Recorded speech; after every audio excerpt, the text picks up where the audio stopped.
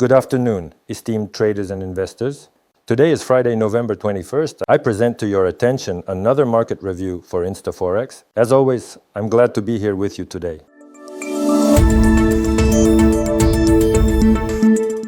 So, today is Friday. As for important news on the dollar, only the PMI is scheduled. Yesterday, we had what could be called non-farm payrolls, if you can even call them that, and they turned out to be rather mixed. And they were green, by the way, they were revised. In fact, they were red than green, as we saw in the recent data releases. But overall, let's just say, thank goodness they happened, and now at least the direction of movement is clear in terms of US unemployment dynamics, which is important for understanding the broader economic picture. Let's take a look at what we can trade on the charts. Let's go.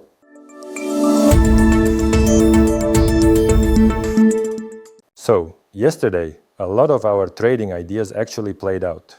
Let's begin with gold. We didn't trade gold, even though there were plenty of short breakdowns, and I think only the truly lazy traders didn't pile on shorts here. But at the moment, gold is currently testing the area of the long side breakdown. Basically, since mid-November, well, from 3 days ago, there have already been some bounces here, and in principle, even if you take a stop here, you could probably grab 3,000, maybe even 3. I think that's quite possible. But it could also turn out that this breakdown could become a new impulse for the development of a long movement. At the very least, it's worth a try. The spot is interesting. As for the short breakdown, we still haven't reached it, but that could happen, including today. Euro-dollar. The euro-dollar looked pretty lively yesterday. There was a long impulse on dollar weakness. At the time, the news was red. I took screenshots of it. But now, for some reason, it's green. Well, as usual in modern trading. Overall, there was a long impulse, then a pullback, and then a third wave. I was, of course, waiting for better prices. There was an uncertain test here on the minute chart, but my limit order wasn't reached and the price moved up for now. What's interesting is that the weekly candle is closing like this for now, holding very firmly here at the lows of the long breakdown. Technically, we didn't quite reach it, although overall we could easily break through the highs and rewrite all of this. There was no technical entry on the news, so the instrument is still at yesterday's highs, and for now I don't even know what to advise here. I'd like to buy, at least from the short breakdown, but everything here played out a bit untechnically. As for the pound also perked up on the news yesterday. There was a very strong drop during the US session and now it's back in the range. The picture isn't exactly rosy, but unlike the euro-dollar, the breakdown held on the H4 timeframe. And now I see some pin bars and buying again from the demand zone that formed yesterday on weak news, which now, for some reason, is strong. So everything here is a bit uncertain, unlike the Australian dollar, which worked out most of our trading ideas beautifully. The instrument can still take out the August lows, and my friends, that could happen as soon as today. And you can get incredibly rich again.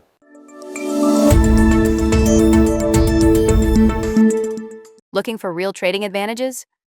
Forex offers the lowest spreads and commissions. On major currency pairs, our conditions are better. Lower spreads and only $5 commission instead of $7. That's real savings for every trader. And now, let's get back to the market review.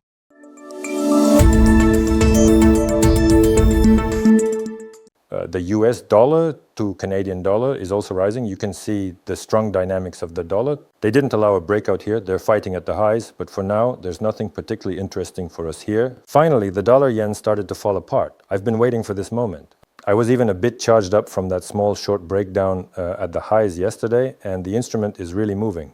Let me remind you, this is actually a good spot. This was a price collapse from last year, from the end of last year or the beginning of this year. It could turn out that we might reverse from here, there's a huge base below, and anything could happen with the yen. As for oil didn't hold the breakout, but it did hold several short positions. That was a signal for those who were holding long positions. In fact, several short positions were held, including the short initiative from, I think, the day before yesterday. On the 15-minute chart, you can clearly see how this initiative broke the long trend. And after that, those who held shorts could already move to break even on this short breakdown. You need to watch oil very closely because it actually moves quite technically around these breakdowns. As for Bitcoin is really dying off now. Prices are at $83,000 and some people even bought at $120,000. As you know, it's just dropping and dropping. Let me remind you, this whole collapse started on October 11th, apparently from a small move that really hit a lot of crypto traders. Again, the instrument is now in the zone of last year's long breakdown and it's really accelerating, but from here, long corrections could happen.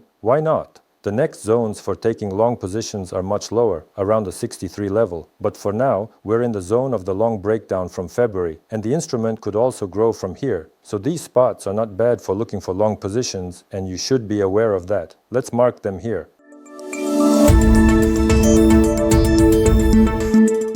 I also want to remind you that every InstaForex client automatically receives loss insurance. For every $1 of compensation, only $4 of your friend's investments are required. Just submit a request, and your losses will be recovered. Let's continue with the review.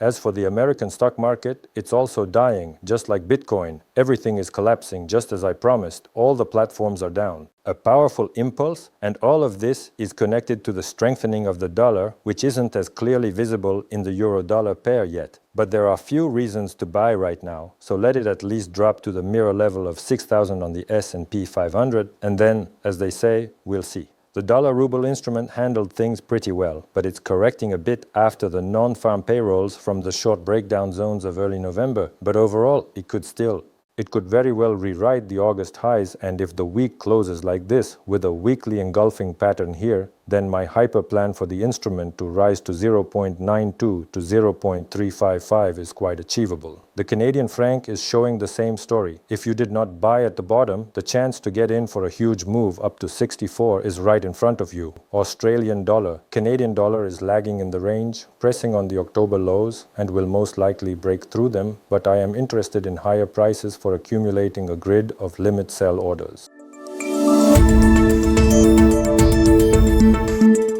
With InstaForex, you can triple your profit. For every $4 of your friend's investments, you automatically get an extra $1 added to your profit, with no extra conditions.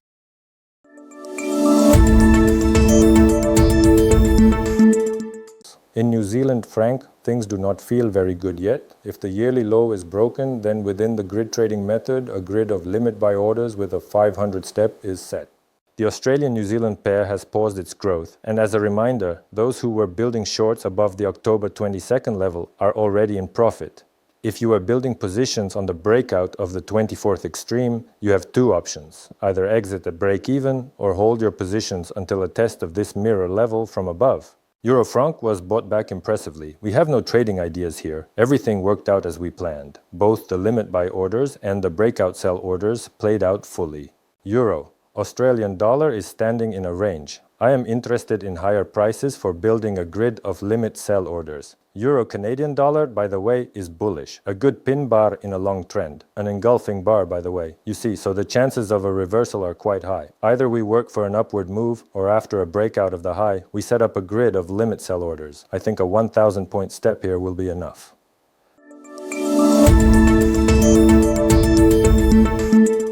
We also have a great offer. Fund your account and get a 30% tradable bonus. Trade with additional capital and expand your opportunities with InstaForex.